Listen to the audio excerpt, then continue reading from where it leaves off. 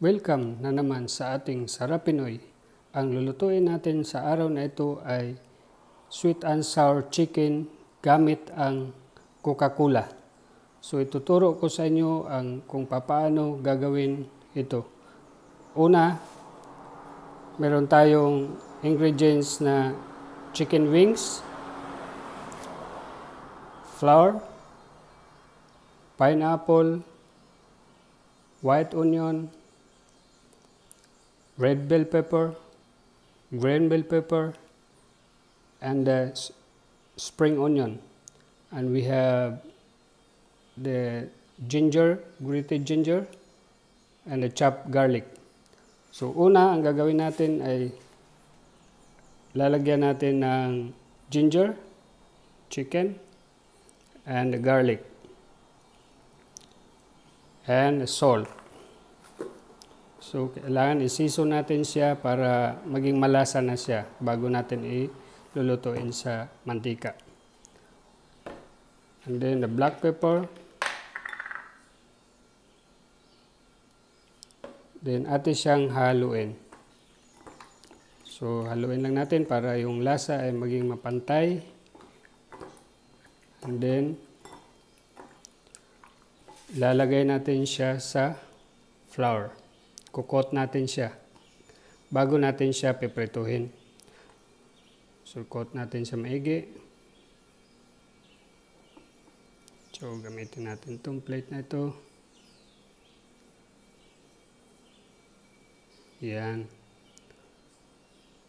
So, kakaiba siya kasi sweet and sour gamit ang Coca-Cola. And, by the way, the sweet chili sauce na homemade natin ito.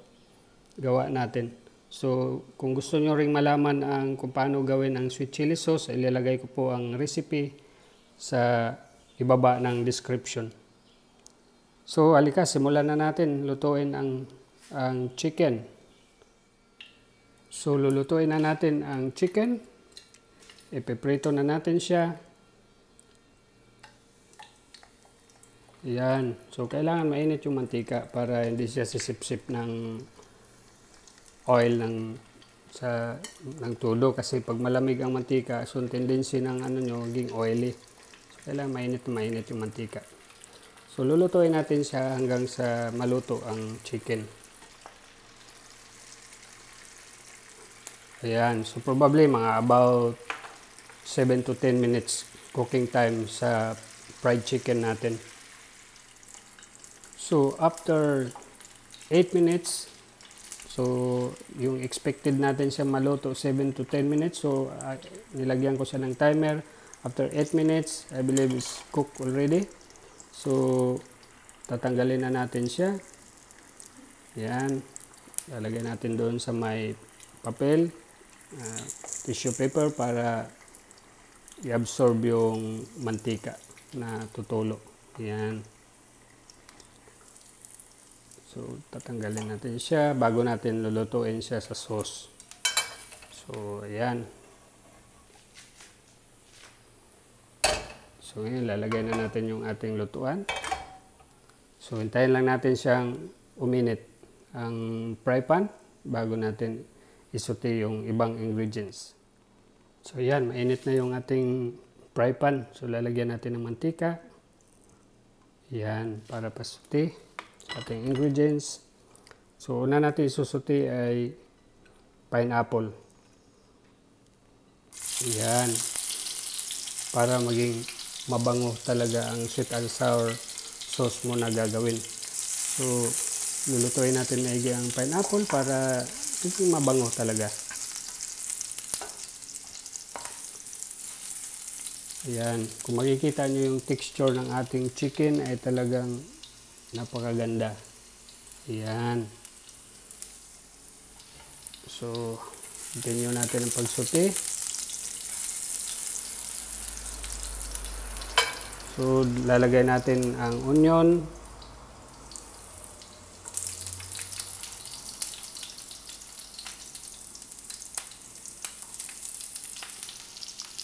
Green bell pepper.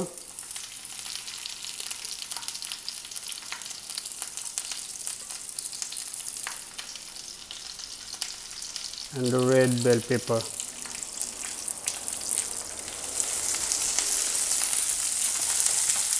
So continue lang natin, susutin natin siya para maging talagang malasang malasa yung ano natin, sweet and sour natin. So napakadali lang niyang gawin. So kayang-kaya natin gawin sa bahay.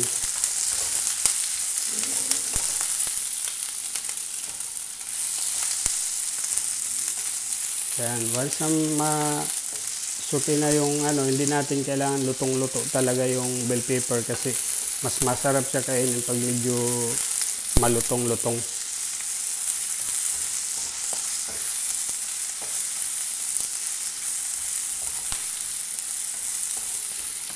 So, ayan. So, ngayon, ilalagay na natin ang ating sweet chili sauce na gawa natin. So, pag hindi naman kayo, kung hassle sa inyo ang paggawa, so pwede kayong bumili easily sa mga local supermarket. Available siya sweet chili sauce. So, pwede nyo gamitin. So, ilalagay na natin. Ayan. Tapos, idadagdag natin ngayon yung ating Coca-Cola. So, ganun lang siya kadali lutuin. So, ayan. And then, haluin natin siya. So, hintayin lang natin ng ma-reduce siya ng kaunti.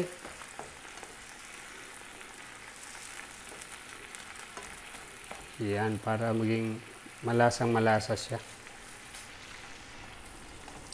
So, idadagdag na natin ngayon yung ating chicken. Habang kumukulo siya para papasok yung lasa sa ilalim ng chicken. So, hindi naman mawawala yung pagiging crispy niya ng kaunti kasi pagiging crispy kasi ano naman eh, yung sticky na yung sauce. So, hindi na siya magiging sagi yung fried chicken mo. So, hintayin lang natin siya ng kaunti. So, once na ang sauce ay ma-reduce na ng kaunti at magiging malapot-lapot na siya. Ayan, medyo malapot na siya. Pakabilis lang nito lumapot. Hindi tayo gumamit ng cornstarch, ha? Wala itong cornstarch. It's very natural ano siya. Yung sauce lang talaga, tsaka Coca-Cola. Ganun lang kadali. So, ngayon, dadagdag natin yung spring onion. Ayan.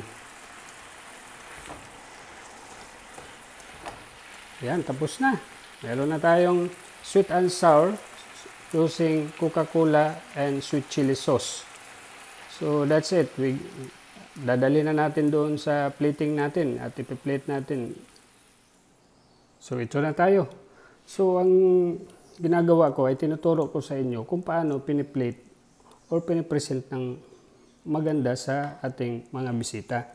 So, kung kayo'y may bisita or okasyon sa inyong pamamahay, maganda siya tingnan. So, hindi siya pag kinain mo kasi or pinipresent yung pagkain, pag maganda na tingnan, nandoon na rin yung lasa, masarap.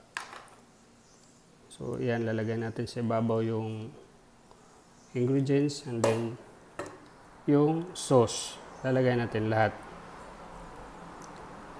Ayan. So, napakadali lang niyang gawin. Coca-Cola, sweet chili sauce, and ingredients na meron tayo.